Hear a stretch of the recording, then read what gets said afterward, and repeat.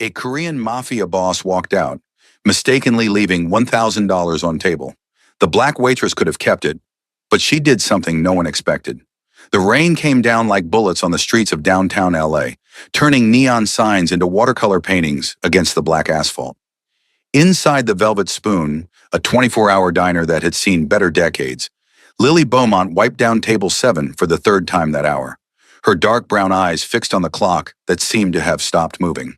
2:47 a.m., the graveyard shift, the shift nobody wanted except the ones who needed money more than sleep. She was 26, beautiful in a way that made men stare and women whisper, with natural hair she wore in a high puff, skin like warm bourbon, and a smile she'd learned to weaponize against difficult customers. But tonight, that smile felt like it weighed 1,000 pounds. The electricity bill was overdue. Her mother's medication cost $340 she didn't have, and her piece of shit car had died in the parking lot 3 days ago, forcing her to take 2 buses to get to work. The diner bell chimed. Lily looked up and felt her breath catch. The man who entered wasn't just handsome, he was dangerous. Late 20s, Korean, dressed in a black suit that probably cost more than her monthly rent, with sharp features and eyes that seemed to catalog everything in one sweep. Water dripped from his perfectly styled hair. A thin scar cut through his left eyebrow, giving him an edge that made her pulse quicken.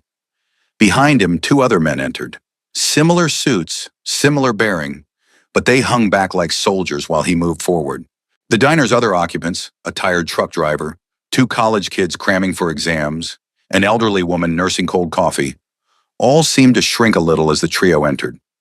Lily grabbed her notepad and approached, putting on her customer service smile. "Evening, or morning, I guess. Sit anywhere you'd like." The man's eyes found hers and something flickered in them. Surprise, interest. It was gone before she could name it. "Corner booth." His voice was deep, accent barely noticeable but adding something exotic to his words. He moved past her and she caught his scent, expensive cologne mixed with rain and something darker, like gunpowder. His 2 companions sat at the booth behind him, backs to the wall, eyes on the door. Lily had worked the graveyard shift long enough to recognize security when she saw it, which meant this man was either very important or very dangerous, possibly both. She approached with menus, but he waved them away. Coffee, black, and whatever's fastest. His attention was on his phone, fingers moving rapidly across the screen in what looked like Korean characters. Fastest is probably the club sandwich? Fries on the side? Fine. He didn't look up. Lily should have walked away, should have put in his order and moved on to her other tables. But something made her linger. Long night? That got his attention.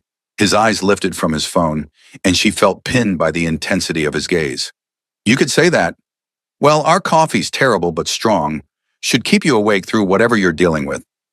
The corner of his mouth twitched, almost a smile. Honesty, refreshing. He set his phone down, giving her his full attention for the first time. "What's your name?" "Lily." She shifted her weight, suddenly aware of her stained apron and the tiredness she knew showed in her face. "And you are?" "Hungry." Definitely a smile now, small but real. "That's all you need to know." "Mysterious. I'm sure that works on most women." "Does it work on you?" "I'm immune to mysterious men with expensive suits and security details. Seen too many crime dramas." She kept her tone light, playful, even as her heart raced. "I'll get your coffee, Mr. Mysterious." As she walked away, she felt his eyes on her, felt the weight of his attention like a physical thing. And when she glanced back from the coffee station, he was still watching her, phone forgotten on the table. His name, his real name, was Jae Sik, though very few people were allowed to use it. At 28, he controlled a significant portion of LA's Korean underworld, a position he'd inherited at 23 when his uncle was killed in a territorial dispute. 5 years of blood, strategy, and ruthless decision-making had cemented his power. He was feared, respected, and entirely alone. Tonight had been particularly brutal. A meeting with suppliers that had turned violent. 3 men dead, though none by his hand directly. That's what he had people for. But the weight of those deaths sat on him anyway, as they always did. He'd come to this random diner to clear his head, to sit in fluorescent lighting and remember what normal looked like before heading back to his fortress of a penthouse. And then the waitress, Lily, had smiled at him like he was just a customer. Not a threat, not an opportunity, just a tired man in need of coffee. Something in his chest had loosened. She returned with his coffee, setting it down carefully. Steam rose between them. Club sandwich will be up in about 10 minutes. Kitchen's slow tonight. No rush.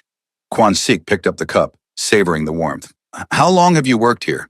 2 years, night shift for the last 8 months. She glanced around the empty diner. It's not glamorous, but it pays the bills. Mostly. Mostly? She shrugged, and he caught a glimpse of something vulnerable beneath her confident exterior. Life's expensive. I'm sure you know all about that, given the... She gestured vaguely at his suit. I do. He studied her over the rim of his cup. What would you do if money wasn't an issue? If you could do anything? Lily laughed, the sound genuine and slightly bitter.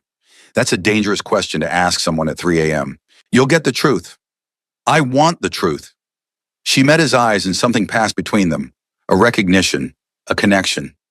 I'd go back to school. I was pre-med at UCLA before my dad got sick, and the medical bills ate everything. I'd finish my degree, become a doctor, help people who can't afford the kind of care my dad needed. Her voice had softened, become raw. I'd make it so other families don't have to choose between medication and rent. Kwan-sik felt something shift in his chest.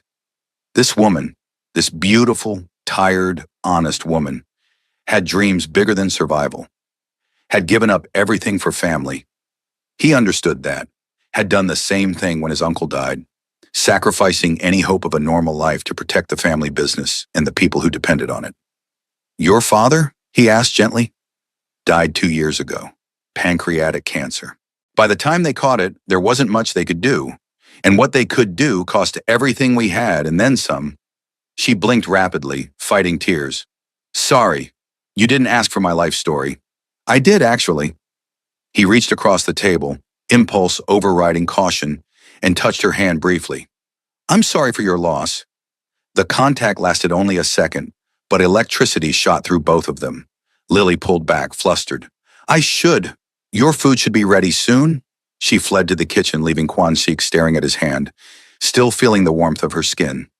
Behind him, his Lieutenant Min-ho cleared his throat softly. A warning. Don't get attached. Don't complicate things. Don't forget who you are. Kwan-sik ignored him. For the first time in 5 years, he wanted something that wasn't about power or protection or duty. He wanted to know everything about the woman with sad eyes and resilient smile who served coffee at 3 a.m. and dreamed of saving lives. The club sandwich was actually decent. Kwan-sik ate slowly, watching Lily move through the diner. She had a grace to her movements, an efficiency that spoke of someone who'd mastered her environment. She joked with the college kids, refilled the truck driver's coffee before he could ask, and checked on the elderly woman with genuine concern in her voice. You should eat something, Mrs. Chen, Lily was saying, her hand gentle on the old woman's shoulder.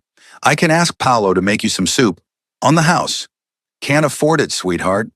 Mrs. Chen's voice was thin, accented. Just the coffee tonight. Lily glanced toward the kitchen, then back to Mrs. Chen. Paolo's experimenting with a new soup recipe. Needs someone to test it. Would you mind? The lie was obvious and kind. Mrs. Chen's eyes welled up. You're a good girl, Lily. Your mama raised you right.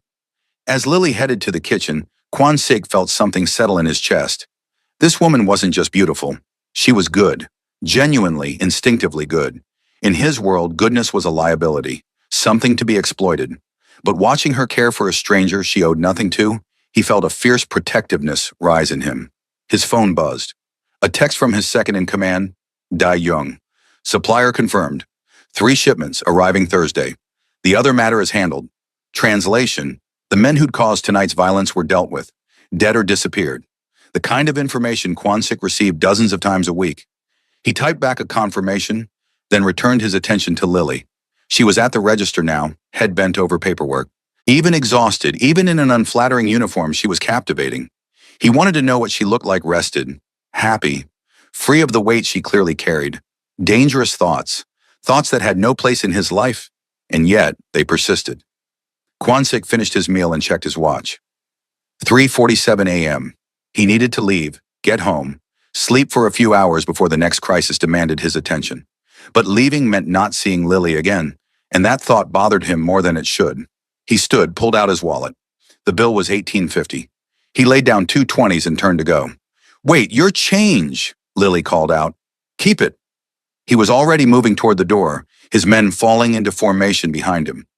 Outside, rain had slowed to a drizzle. His car, a black BMW with tinted windows, waited at the curb, driver ready. Kwon-sik slid into the back seat, and only then did he let himself acknowledge the strange pull he felt. The desire to go back inside, to talk to her more, to learn everything there was to know about Lily Beaumont. Boss? Minho's voice was careful. You good? Fine, just tired. But he wasn't fine. For the first time since taking over the family business, Kwon-sik felt the full weight of his isolation, of the impossibility of connection in a life built on violence and secrets. As they pulled away, he glanced back at the diner. Lily was visible through the window, clearing his table. And for just a moment, their eyes met through the glass. Then the car turned the corner, and she was gone. Lily didn't think about the mysterious customer much, or at least she tried not to. The graveyard shift continued its slow crawl toward dawn. She served coffee, cleared tables, dodged the wandering hands of a drunk who stumbled in around 4 a.m. and had to be escorted out by Paolo, the cook who doubled as impromptu security. At 5:30 a.m., as the sky started to lighten and early commuters trickled in, Lily began her closing duties, wiping down tables, restocking condiments, counting tips. It had been a decent night, $87 in tips total, which meant she could eat something other than ramen for a few days. She approached table 7, the corner booth where Mr. Mysterious had sat, grabbed the empty plate and coffee cup, wiped down the surface, and then she saw it, a stack of bills folded neatly, tucked against the wall where the table met the booth. She picked it up, fingers trembling slightly, unfolded it. Her breath stopped. $100 bills, $1,000, just sitting there, forgotten or left intentionally. The paper felt crisp, new, like it had just come from a bank. Lily's first instinct was joy. This was her electricity bill, her mother's medication, bus fare for 2 months. This was breathing room. This was survival. And then reality crashed in, $1,000, left by accident or left as a tip. Either way, it wasn't hers. Couldn't be hers, because if she kept it and it was a mistake, she was stealing from a man who, fuck, Lily whispered. Then louder, Paolo, I need to borrow your phone. Finding Jae Kwon-sik should have been impossible, but Lily had one advantage. She'd worked the graveyard shift at this diner for 8 months, which meant she knew people. The kind of people who were out at 3 a.m., the kind of people who knew things. She started with Reggie, a regular who worked private security for some of LA's wealthier residents. He came in at 6 a.m. for coffee before heading home, and Lily cornered him before he could sit down. Reggie, I need your help. Guy came in last night around 3 a.m., Korean, late 20s, expensive suit, traveling with 2 security guards. Any idea how I'd find him? Reggie's expression shuddered immediately. Lily, you don't want to get involved with people like that. I'm not trying to get involved. He left something here. I need to return it. What did he leave? His credit card? Lily hesitated, then lowered her voice. Cash. A lot of it. And I can't keep it. It's not mine. Reggie stared at her like she'd grown a second head. Girl, how much are we talking? Enough that he'll notice it missing. Enough that I don't want him thinking I stole from him. Reggie rubbed his face, clearly conflicted. Lily, listen to me. Men like that, who roll with security at 3 a.m., they're connected. Dangerous. You returning money to him might make things worse, not better. Or it might be the right thing to do, which is all I'm trying to do here. Lily's voice carried a note of desperation. Please, Reggie, I just need a name. A way to contact him. He studied her for a long moment, then sighed. Give me an hour. I'll make some calls. But Lily, be careful. And whatever you do, don't go see him alone. The call came at 2 p.m., just as Lily was getting ready to sleep after her shift. An unknown number. She almost didn't answer, but something made her pick up. Is this Lily Beaumont? The voice was male, professional, speaking with a Korean accent thicker than Kwon-sik's. Who's asking? My name is Minho. I work for someone you met last night. I understand you're trying to return something that belongs to him? Lily's heart hammered. Yes. Cash. He left it at the diner by mistake. A pause, then. He didn't leave it by mistake. The words hung in the air. Lily processed them slowly. He... what? Mr. J doesn't make mistakes with money. If he left cash, it was intentional. Consider it a gift for good service. It's $1,000. That's not a tip. That's crazy. Mr. J is generous with people who impress him. You clearly impressed him. Lily's mind raced. If it wasn't a mistake, then this was intentional. Which meant what? That he felt sorry for her? That he was trying to buy something? The thought made anger rise in her chest, hot and fierce. I don't want his charity, she said flatly. And I don't want his money. I want to return what's not mine. Can you arrange that or not? Another pause, longer this time. She could hear muffled conversation in the background, as if Min Ho was conferring with someone. Then, Mr. J would like to speak with you directly. Are you available to meet this evening? Every instinct screamed danger. Meeting a dangerous stranger, alone was stupid, possibly fatal. But the alternative was keeping money that didn't belong to her, and that felt impossible. I'll meet him, but in public. And I'm bringing a friend. Understood. There's a coffee shop in Koreatown, Cafe Seoul. 7 p.m. tonight. Mr. J will be there. The call ended before Lily could respond. She stood in her apartment, $1,000 still in her purse, and wondered if she'd just made the smartest or stupidest decision of her life. Lily called her best friend Imara, a paralegal who'd helped her navigate her father's medical bills, and who'd heard every sad detail of Lily's life for the past 2 years. You want me to go with you to meet a crime lord? Imara's voice was shrill even through the phone. Have you lost your entire mind? He's not a crime lord, he's just connected. Same difference. Lily, this is insane. Keep the money, ghost him, move to Idaho. I can't keep money that's not mine. You know I can't. Because you have the world's most inconvenient conscience, Imara sighed dramatically.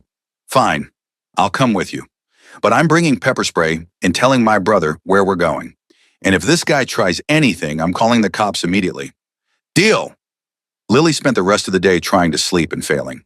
Her mind kept returning to Kwon-sik, his intense eyes, his almost smile, the way he'd listened when she talked about her father, the way he'd touched her hand, brief but electric. And she kept wondering, why would a man like that leave $1,000 for a waitress he'd just met? At 6 p.m., Cafe Seoul was a small, elegantly designed space in the heart of Koreatown. Traditional Korean aesthetics mixed with modern minimalism, low tables, paper lanterns, art on the walls depicting misty mountains. The smell of coffee and sweet red bean pastries filled the air. Lily and Imara arrived at 6:55 p.m. The cafe was moderately busy, couples on dates, students studying, a few older Korean men playing what looked like a board game in the corner. Normal, safe, public. And then Kwon-sik walked in, and the atmosphere shifted. He wore dark jeans and a simple black button-down, more casual than last night, but somehow more commanding. Min-ho flanked him, along with another man Lily didn't recognize. They moved through the cafe like predators, and conversations quieted as they passed.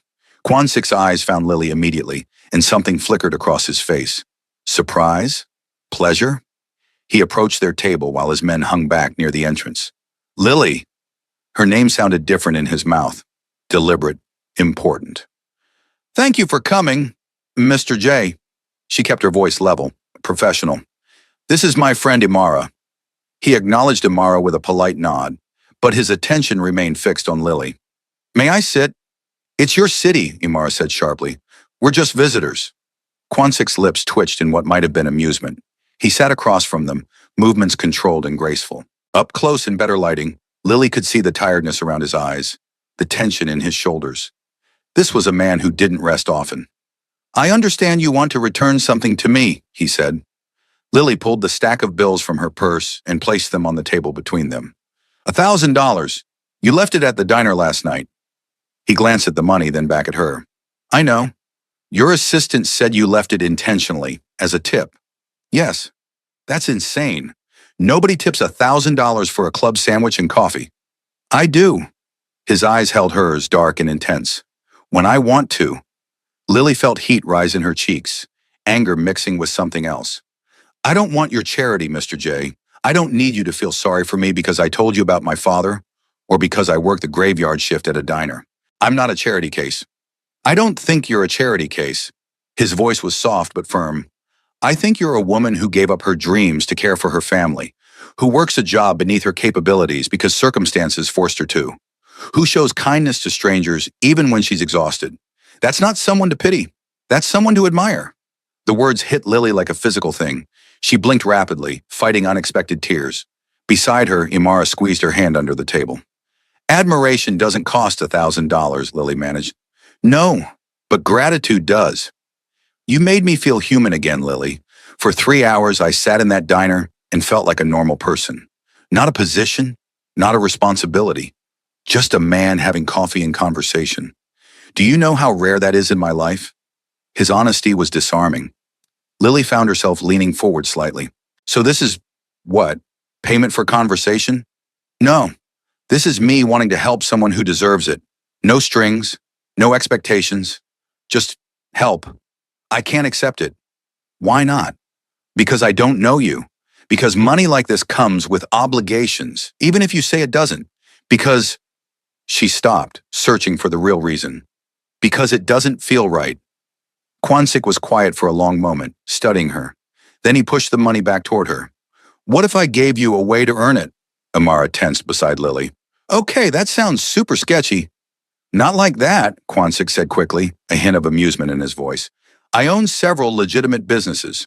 Restaurants, a hotel, some commercial properties. I'm opening a new restaurant next month. Korean soul food fusion. I need someone to manage the front of house. Someone with experience, intelligence, and the kind of grace under pressure that comes from working graveyard shifts. Lily's heart stuttered. You're offering me a job? I'm offering you an opportunity. The position pays $70,000 a year to start, benefits included. And if you're interested in eventually going back to school, I have a program that helps employees with tuition. This is insane, Lily whispered. You don't know anything about me. I know enough. I know you're honest. You tracked me down to return money you could have kept. I know you're compassionate. I watched you buy soup for an elderly woman who couldn't afford it.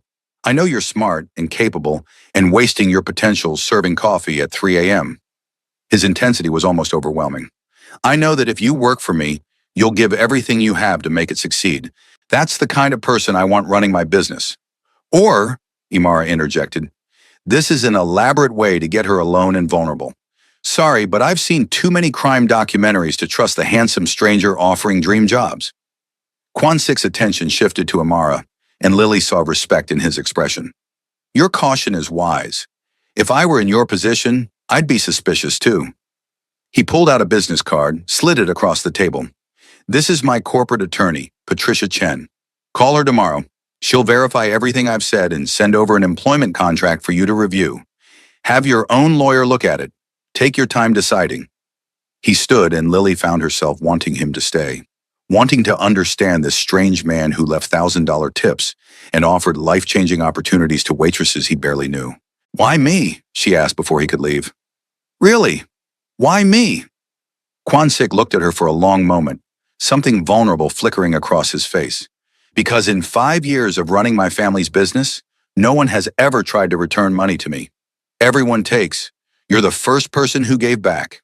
He paused. And because when you smiled at me last night, I remembered what it felt like to be seen as a person instead of a position. That's worth more than $1,000, Lily. That's worth everything. He left before she could respond, his security falling into step behind him.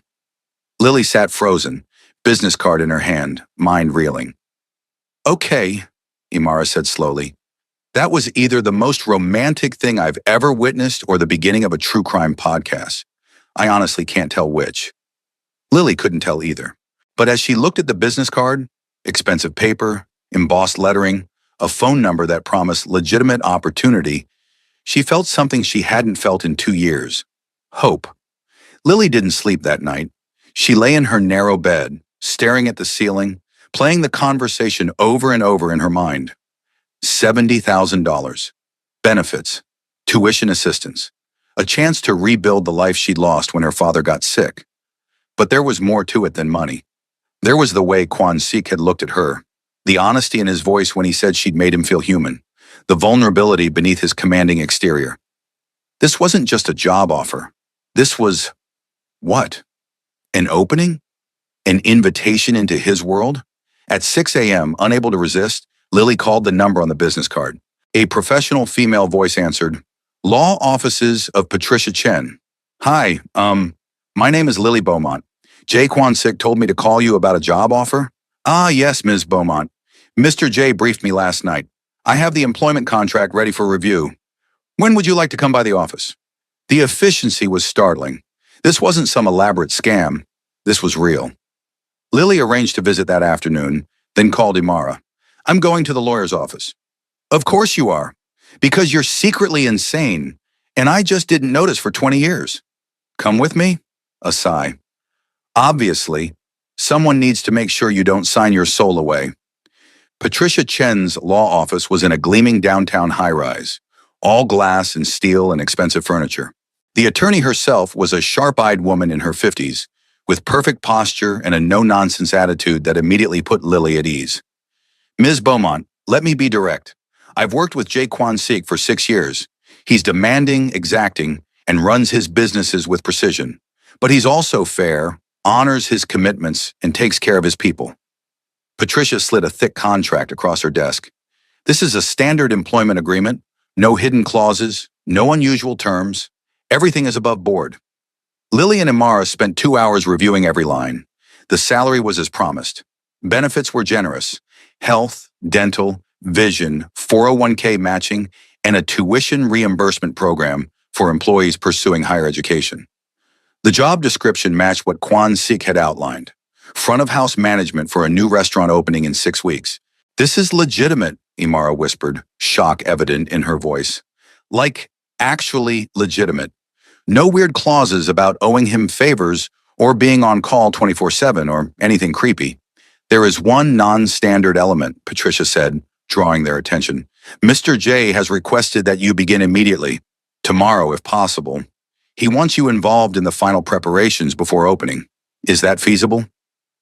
Lily thought about the velvet spoon, about Paolo and Nicole and Mrs. Chen, and the routine that had become her entire life.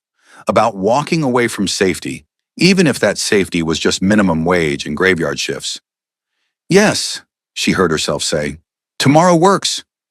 The restaurant was in a converted warehouse in the Arts District, all exposed brick and industrial chic, mixed with warm wood tones and traditional Korean elements. Lily arrived at 9 a.m. the next morning, nerves eating at her stomach, wearing the nicest outfit she owned, a navy dress and blazer she'd bought for her father's funeral. Kwan-sik was already there, shirt sleeves rolled up, reviewing blueprints with the contractor. When he saw her, his whole demeanor shifted. The hard business expression softened into something almost warm. Lily, you came. You offered me a job. Of course I came. She tried to sound confident, professional. I wasn't certain you would. Thought you might decide it was too risky. He moved toward her, and she caught that scent again. Expensive cologne and something uniquely him. I'm glad you're here. The next 6 weeks were a blur of intensity. Lily threw herself into the work, learning everything about running a high-end restaurant. She hired staff, designed service protocols, worked with the chef on menu presentation. And through it all, Kwan-sik was there. Not hovering, not micromanaging, but present. He trusted her judgment, backed her decisions, and slowly, so slowly she almost didn't notice, they became partners. Late nights reviewing applications turned into conversations about life. Quick lunch meetings became longer, more personal. And the attraction that had sparked in the diner grew into something deeper, more complicated. You're good at this, Kwan-sik said one night, 3 weeks in. They were alone in the restaurant, finalizing the seating chart. Better than I expected. You sound surprised. I'm not. Just impressed. He looked at her across the table, and Lily felt that familiar electricity. You could do this for any restaurant in the city. Could probably run your own place. Maybe someday. Right now, I'm just trying not to screw up your investment. You couldn't screw it up if you tried. His voice was soft. The job offer was real. I do need someone to run this restaurant, but that's not why I offered it to you. Then why? Kwan-sik stood, moved around the table to where she sat, knelt beside her chair so they were eye level. Because from the moment you smiled at me in that diner, I couldn't stop thinking about you. Because you're brilliant and kind and brave in ways that terrify me. Because I wanted a reason to see you every day. He took her hand and Lily's breath caught. Because I'm falling in love with you, and I needed you close enough to figure out if you might fall too. Lily should have pulled away, should have reminded him about professional boundaries and power dynamics, and all the reasons this was a terrible idea. Instead, she found herself saying, I already fell. He kissed her then, soft and searching and perfect. And Lily kissed back, pouring 2 years of loneliness and fear and desperate hope into the contact. When they finally broke apart, both breathing hard, Kwansik rested his forehead against hers. This is going to be complicated, he whispered. I know. My world is dangerous, dark. There are parts of my life I can't share, can't expose you to. I know that too. And you're okay with it? Lily pulled back enough to meet his eyes. I'm terrified, but Kwansik, I've been playing it safe for 2 years, working a job I hate, living half a life, too scared to want anything, because wanting meant risking more loss. She touched his face, felt the slight stubble beneath her fingers. You make me want to risk everything, and that's either the smartest or stupidest thing I've ever felt. Let's hope it's smart, he said, and kissed her again. The restaurant opened to critical acclaim. Food critics raved about the innovative menu, the seamless service, the way Korean and Southern soul food traditions merged into something entirely new. Lily's front-of-house management was praised repeatedly, her ability to make every guest feel valued, to solve problems before they became crises, to create an atmosphere that was both elegant and welcoming. But success came with visibility. Suddenly, Lily wasn't just a waitress anymore. She was the partner, professional and personal, of Jae Kwon-sik, a man whose reputation preceded him in ways both legitimate and shadow. People started recognizing her, asking questions, making assumptions about why a former diner waitress was suddenly managing one of LA's hottest new restaurants and dating its wealthy owner. Gold digger. She heard the whisper at the bar one night, 2 months after opening, a group of well-dressed women not bothering to lower their voices, probably slept her way into the job. Lily's face burned, but she kept moving, kept smiling, kept doing her job. She'd heard worse during her graveyard shift days. This was just a different flavor of disrespect. But Kwansik heard too. She saw the moment he registered the comment, saw his expression go cold and dangerous. He started to stand, and Lily intercepted him. Don't, she said quietly. It's not worth it. They insulted you. They insulted themselves by showing how small-minded they are. I don't need you to defend me, Kwansik. I can handle petty jealousy. He searched her face, then nodded slowly. But she saw the tension in his jaw, the way his hands clenched. This man would burn the world down for her if she asked. The knowledge was both thrilling and terrifying. 3 months into their relationship, reality intruded in the worst way. Lily was closing the restaurant late one Thursday night, most of the staff already gone, when 3 men entered. She knew immediately something was wrong. They moved with purpose, with violence barely contained. We're closed, she said, voice steady despite the fear spiking through her. If you'd like to make a reservation for tomorrow, we're not here for food. The leader was Korean, maybe mid-30s, with a scar that cut from his hairline to his jaw. We're here to deliver a message to your boyfriend. Lily's blood went cold. I don't know what you're talking about. Don't play stupid. Jae Kwon-sik, we know you're fucking him, which makes you leverage. He pulled a gun, and Lily's world narrowed to that black barrel. Tell him the Park family wants to renegotiate territory, and if he refuses, next time we won't just talk. They left as quickly as they'd come, leaving Lily shaking behind the hostess stand, phone clutched in her hand. She should call the police. Should report the threat. Instead, she called Kwansik. He arrived within 10 minutes, Minho and 4 other men with him. Lily had never seen him like this, face like carved stone, eyes burning with cold fury. He pulled her into his arms, held her so tightly she could barely breathe. Did they touch you? No, just scared me. I'll kill them. It wasn't a threat. It was a promise.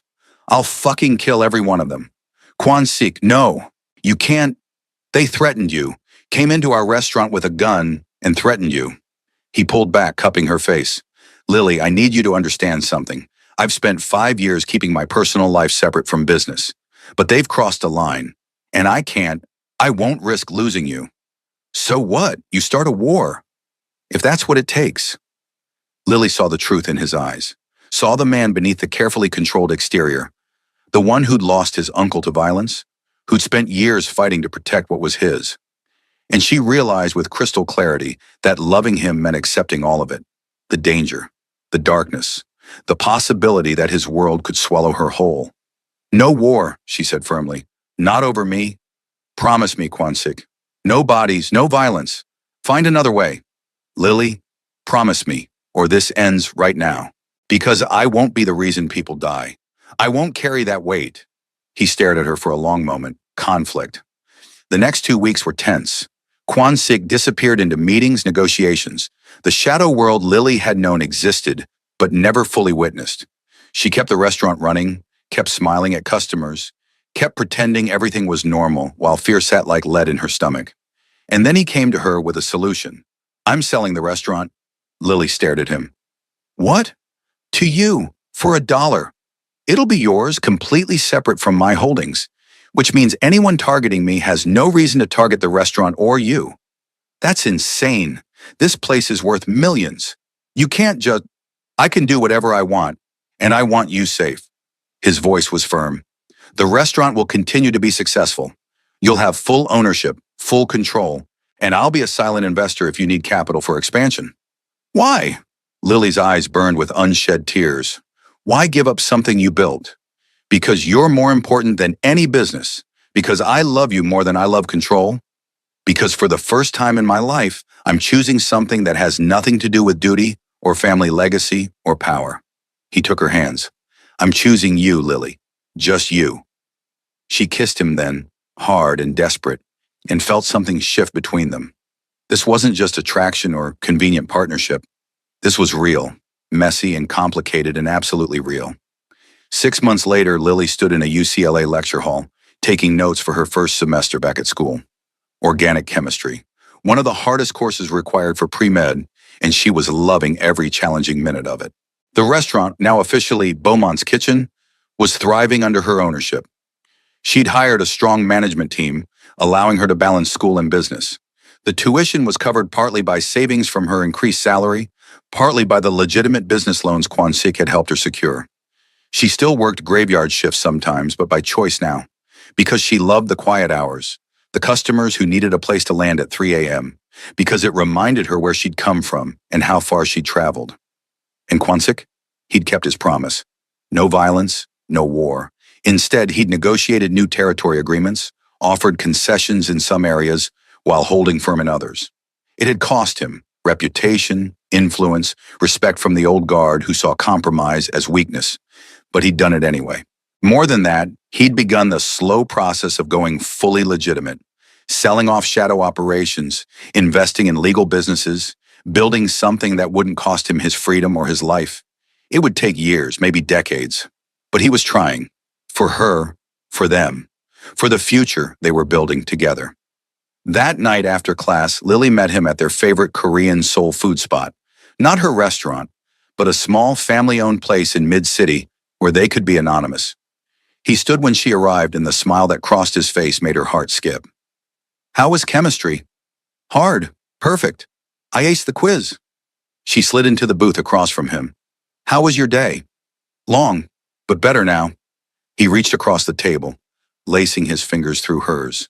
I have something for you. He pulled out a small box, and Lily's breath stopped. But when he opened it, instead of a ring, there was a key. What's this? A house in View Park. 3 bedrooms, 2 baths, garden in the back. I bought it last month. He watched her carefully. For us, if you want it. No pressure, no expectations. But Lily, I want to build a life with you. A real life. The kind with Sunday mornings and shared coffee and coming home to each other every night. Tears spilled over. Kwansik, I know it's fast. I know we've only been together 8 months. But I've never been more certain of anything in my life. You saved me, Lily. Not just by returning that money, but by showing me that there's more to life than power and duty and violence. You showed me what it means to be good. I'm not that good. I wanted to keep your money. For about 30 seconds, I really wanted to keep it. He laughed, the sound genuine and free. But you didn't. That's what matters. You chose integrity over survival. That's the woman I love. That's the woman I want to spend my life with. Yes, Lily whispered. Yes to the house. Yes to building a life together. Yes to all of it. He stood, pulled her up and into his arms. kissed her right there in the middle of the restaurant while other diners watched and smiled. And Lily thought about that night at the Velvet Spoon, exhausted, heartbroken, scraping by, never imagining that $1,000 left on a table would change everything. 2 years later, Dr. Lily Beaumont, still working on the doctor part, but getting closer, stood at the entrance to her restaurant's private event space. Tonight was special, a fundraiser for low-income students pursuing healthcare degrees. The room was filled with doctors, donors, and students who'd received scholarships from the foundation she'd started. Kwan Sik appeared at her side, devastatingly handsome in a tuxedo, and took her hand. Ready? Terrified, public speaking is not my thing. You ran a graveyard shift at a diner. You can handle anything. He squeezed her hand. And I'll be right here. Lily stepped to the microphone, looked out at the crowd, and felt something click into place. This was what she'd wanted, back when she was 20 and planning to save the world through medicine. She'd just taken a different path to get here. 3 years ago, I was serving coffee at 3 a.m., trying to keep my head above water financially. I'd given up on my dreams because life had other plans. And then someone showed me kindness when I needed it most. Someone saw potential in me when I'd stopped seeing it in myself. Her eyes found Kwan Sik's. Tonight, we're here to extend that same kindness to others, to tell students who are struggling that their dreams matter, that one setback doesn't define their future, that there are people who believe in them.